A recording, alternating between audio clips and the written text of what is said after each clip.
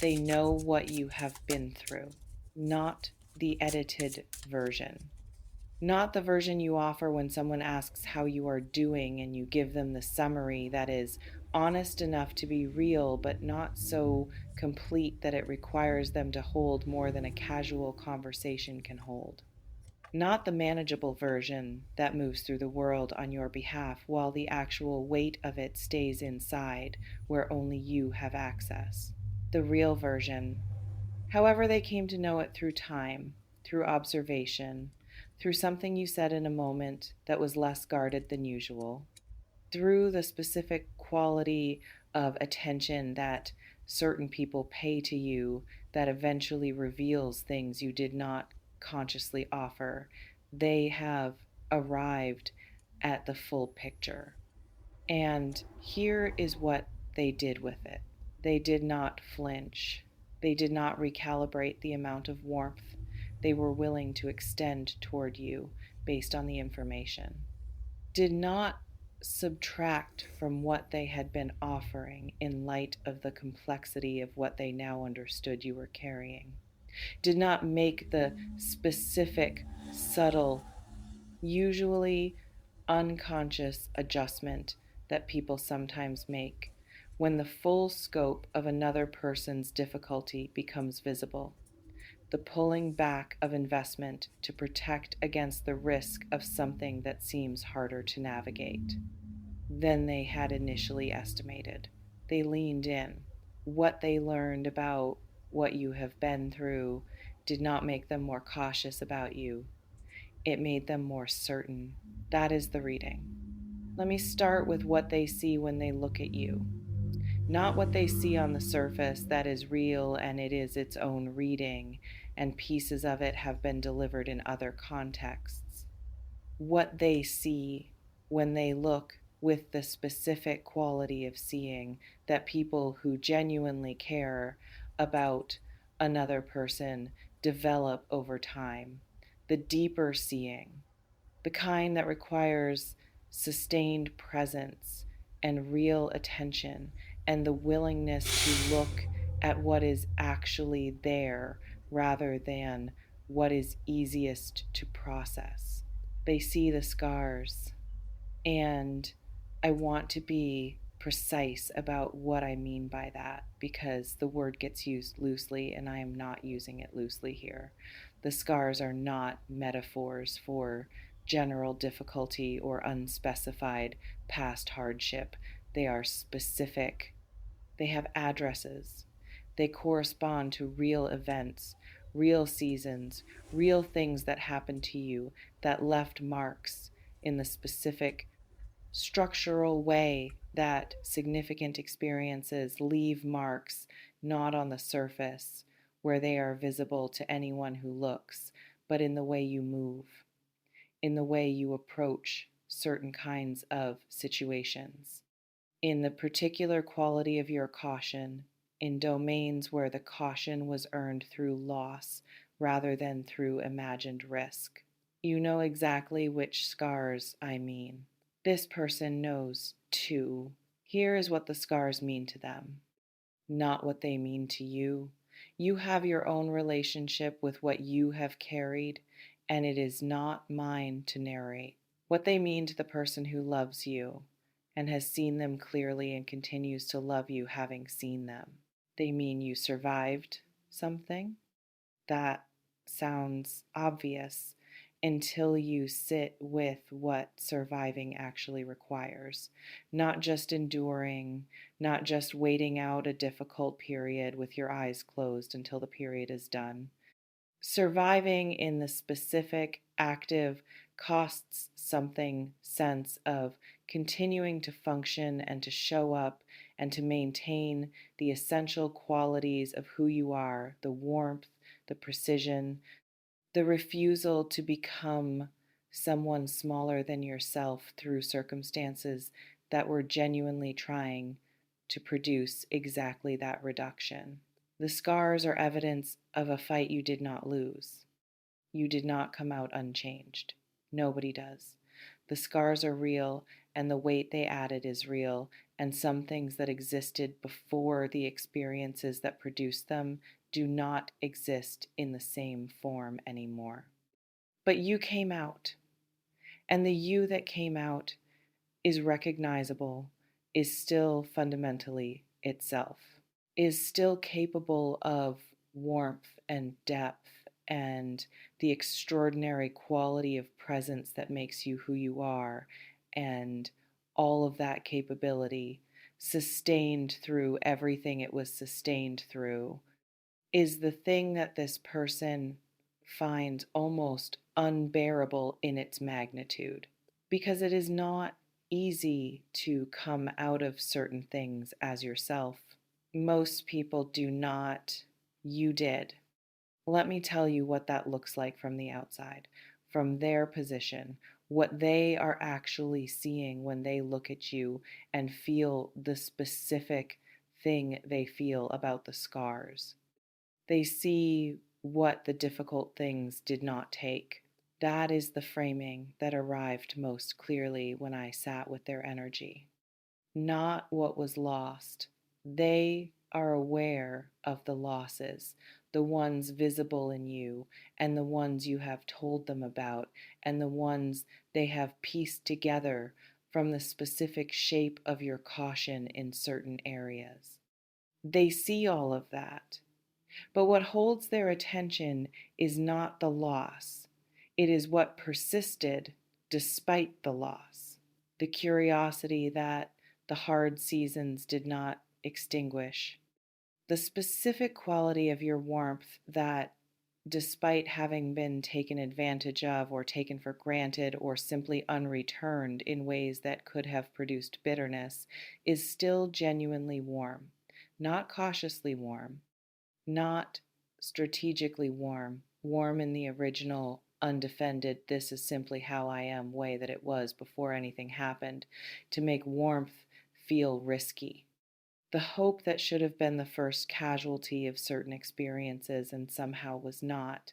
These things, the surviving of them, the persisting of them, the fact that they are present in you today in recognizable form after everything that tried to reduce or remove them are what this person keeps returning to in their own private inventory of what makes you who you are. They think about it when you are not there.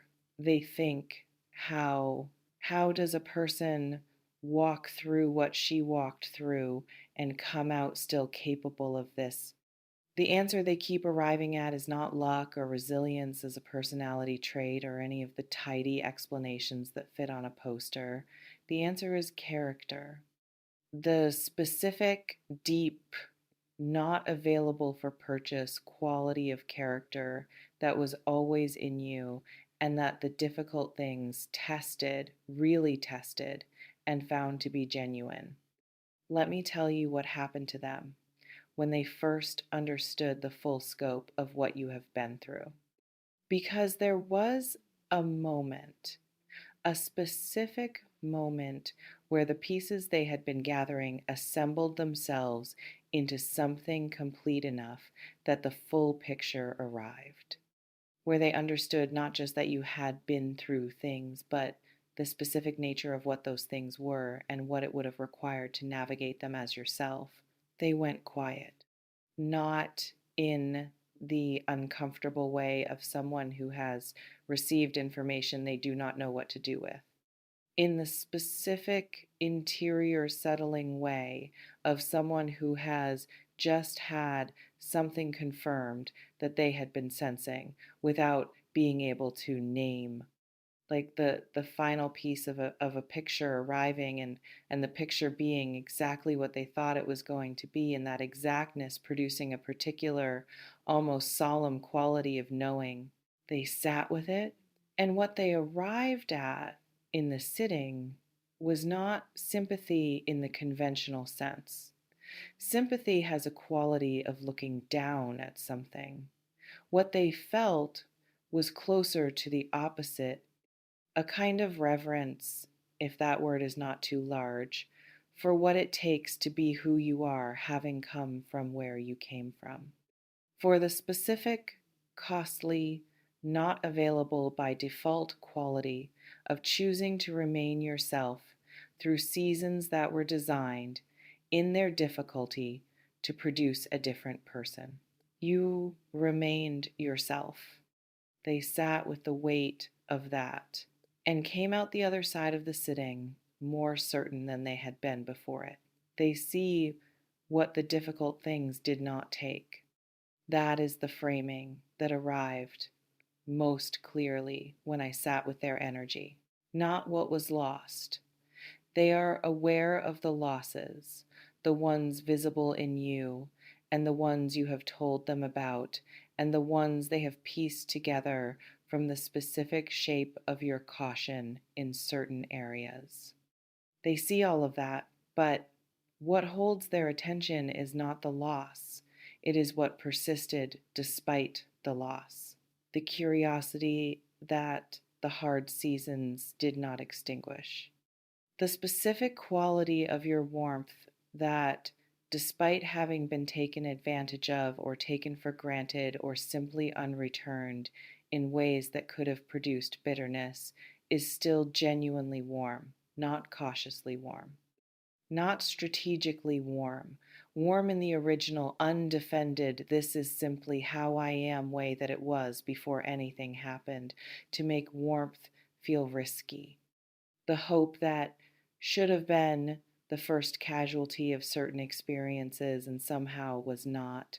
These things, the surviving of them, the persisting of them, the fact that they are present in you today in recognizable form after everything that tried to reduce or remove them are what this person keeps returning to in their own private inventory of what makes you who you are. They think about it when you are not there. They think, how does a person walk through what she walked through and come out still capable of this? The answer they keep arriving at is not luck or resilience as a personality trait or any of the tidy explanations that fit on a poster. The answer is character. The specific, deep, not available for purchase quality of character that was always in you, and that the difficult things tested, really tested, and found to be genuine. I need to say something here about the word unstoppable because it is in the title and I want to use it honestly rather than as inflation. Unstoppable does not mean nothing stops you. Things stopped you. Real things, real difficulties, real moments when the weight of what you were carrying exceeded what seemed bearable and you stopped. You have had those moments. The stops were real. The moments of genuine not knowing how to continue were real. Unstoppable means you always started again. That specific, quiet, unspectacular, nobody is watching quality of getting back up, not dramatically, not with a declaration or a visible turning point that people could point to afterward as the moment of your resilience. Just the simple, fundamental, apparently available when required quality of starting again, of continuing, of moving in the direction of your own life, even when the direction was not clear and the energy for moving was in short supply. That is the unstoppable this person sees. Not the absence of falling, the consistency of getting up. And the consistency of getting up over enough time and through enough different kinds of falling produces something that has a specific and unmistakable quality to anyone who knows how to see it. A groundedness that is not rigidity, a stability that has been tested enough times that it is no longer theoretical, a quality of presence in the world that comes from having been through the kind of things that make you understand at a level below the intellectual, that you can handle what comes because you have, because you did. Let me speak to what this person wants to do with what they know. Because knowing the full picture of someone, including the parts that carry weight and the history that produce the scars, creates a responsibility in the person who knows, a kind of stewardship, not in the patronizing sense of assuming someone needs to be managed or protected from further difficulty, in the genuine specific sense of understanding that what they are in proximity to is something valuable that deserves to be treated accordingly. They want to be someone you do not have to perform strength for.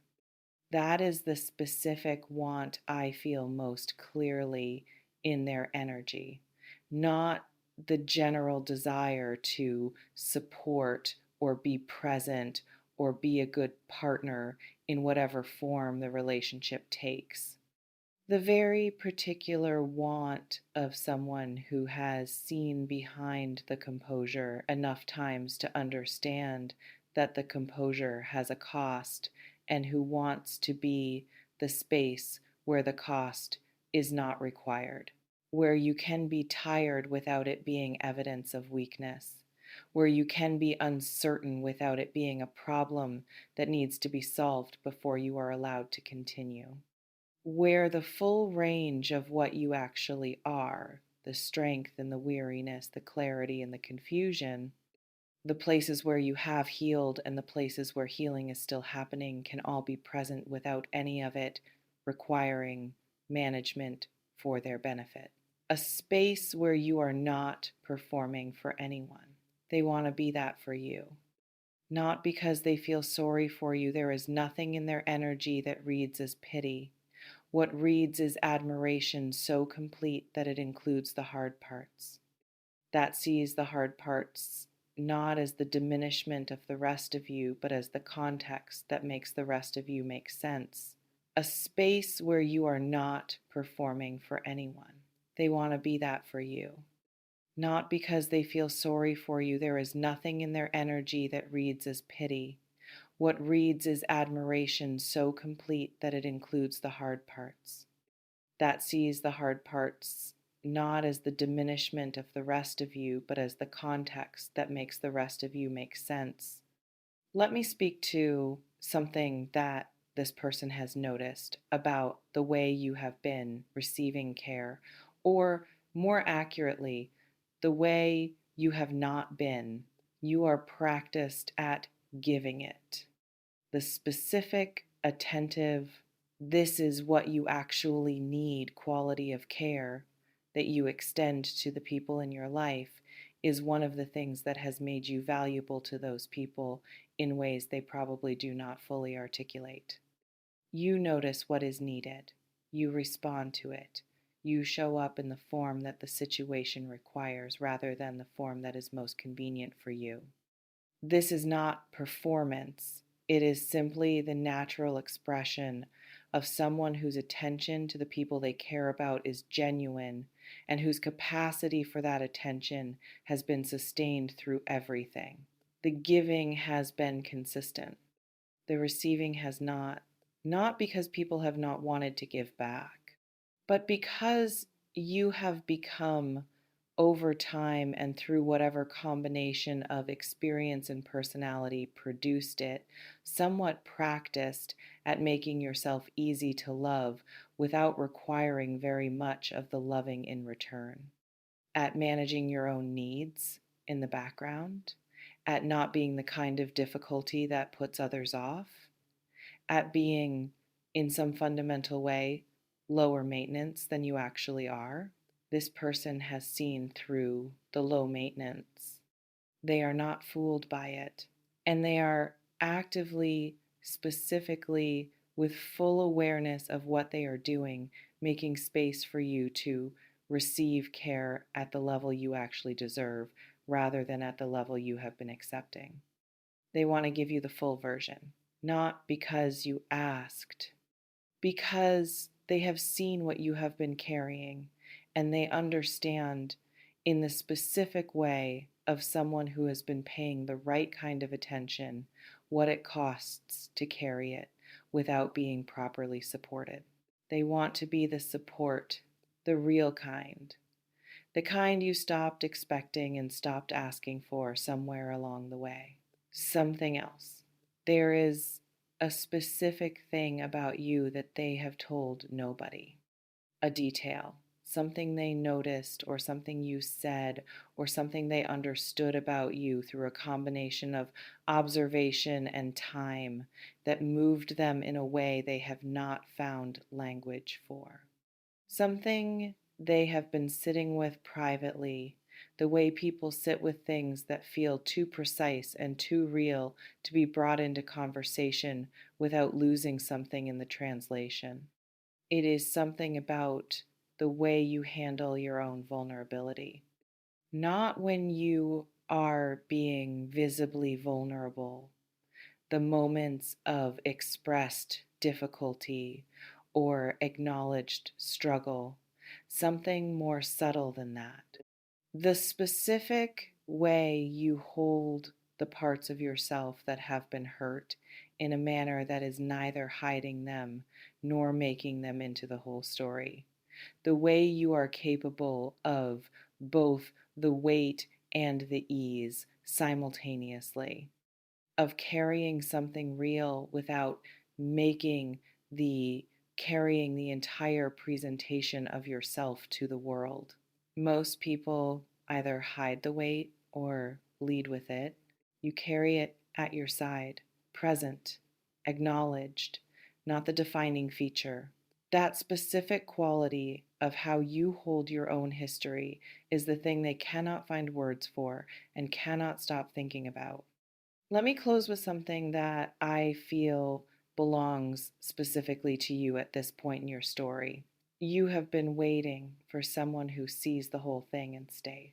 Not consciously, not as a stated need, but as the quiet background expectation of someone who has been seen partially before, seen in the appealing parts and not in the harder ones, or seen in the harder ones and found to be too complicated, or seen incompletely and loved for the incomplete version in a way that carried the unspoken condition of the complete version remaining invisible. The waiting has been real even when you have not called it waiting.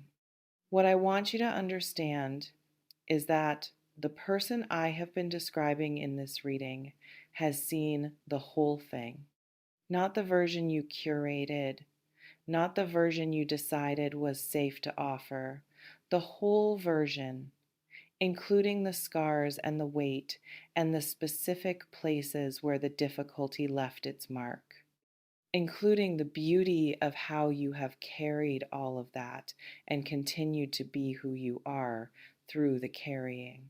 They have seen it. They are still here, not despite what they have seen, because of it. Because the scars are not separate from what they love. They are part of the complete picture of a person who has been tested by life and has remained through all of it stubbornly, beautifully, impossibly themselves. Unstoppable. That is the word. Not because nothing stopped you, because nothing stopped you from being you. And that is the thing they love most.